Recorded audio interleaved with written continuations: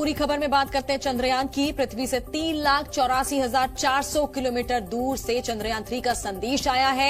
I am feeling, मुझे चंद्रमा की ग्रेविटी महसूस हो रही है। और इसके साथ ही अगले 17 दिनों तक चंद्रयान 3 के चांद पर सफल लैंडिंग का काउंटडाउन शुरू हो गया है। इंतजार है 23 अगस्त का, जब मिशन चंद्रयान के जरिए वो कामयाबी हासिल करेगा जिसे अमेरिका, रूस और चाइना चांद पर पहुंचकर भी नहीं कर पाए हैं। 1 0 प्लस 5 सेकंड।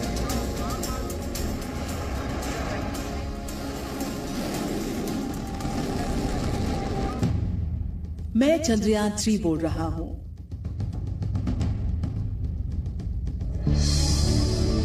ये वो शब्द हैं जिन्हें चंद्रयान 3 ने पृथ्वी की कक्षा से 3,84,400 किलोमीटर दूर से भेजा।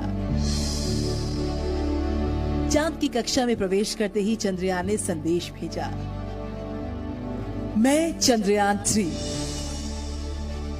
मैं चंद्रमा का गुरुत्वाकर्षण महसूस कर रहा हूं। चंद्रयान 3 ने जैसे ही चांद की कक्षा में कदम रखा, उसने धरती पर इसरो सेंटर को सबसे पहले यही मैसेज भेजा। जाहिर है अपने सफर के 22 दिन बाद मिशन चंद्रयान 3 ने बड़ी चुनौती को सफलतापूर्वक पार कर लिया। इसरो ने चंद्रयान के इस अहम पड़ाव के बारे में ट्वीट कर जानकारी दी। चंद्रयान 3 से पहला संदेश मिलने के बाद इसरो के वैज्ञानिकों में खुशी की लहर दौड़ पड़ी है। लेकिन अब चंद्रयान का अगला कदम क्या होगा, कैसे लैंडिंग प्रक्रिया को अंजाम दिया जाएगा, वो भी समझ लीजिए। अगले 17 दिन तक चंद्रयान 3 धीरे धीरे चांद के चक्कर लगाएगा। जैसे चंद्रयान पृथ्वी से दूर गया था, ठीक उसी तरीके से चांद के पास जाएगा। 17 अगस्त को प्रोपल्शन मॉड्यूल से विक्रम लैंडर अलग हो जाएगा। इसके बाद विक्रम लैंडर 100 गुना 30 किलोमीटर की ऑर्बिट में स्पीड कम करना शुरू कर देगा। और सब कुछ ठीक रहा तो विक्रम लैंडर 23 अगस्त या उससे पहले चांद के साउथ पोल पर सॉफ्ट लैंडिंग करेगा।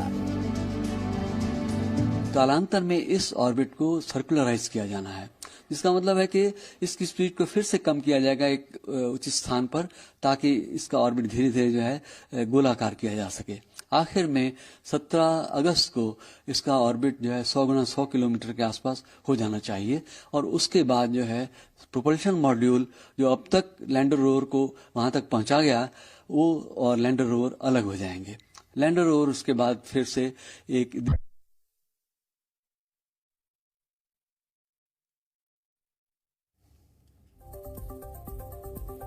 इस बार चंद्रयान 3 के 100% कामयाब करने के लिए कई प्रयास किए गए हैं, क्योंकि इसरो ने इस बार लैंडर विक्रम में ऐसी बेहतरीन लेजर 3D डिवाइस लगाई है जो चंद्रयान 2 में नहीं लगी हुई थी। इस बार 100% कामयाबी की गारंटी भी तैयार की गई है। विक्रम लैंडर में LDV यानी लेजर डॉपलर वेलोसिटी मीटर लगाया गया है।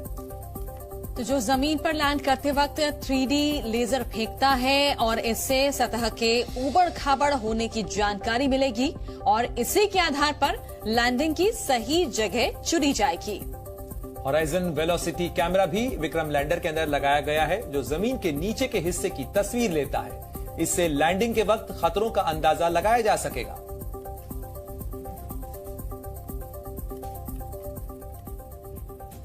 चंद्रयान 3 पृथ्वी की कक्षा को छोड़कर चांद की ऑर्बिट में पहुंच गया है। अपने सफर में चंद्रयान ने कई अहम पड़ाव पार किए हैं।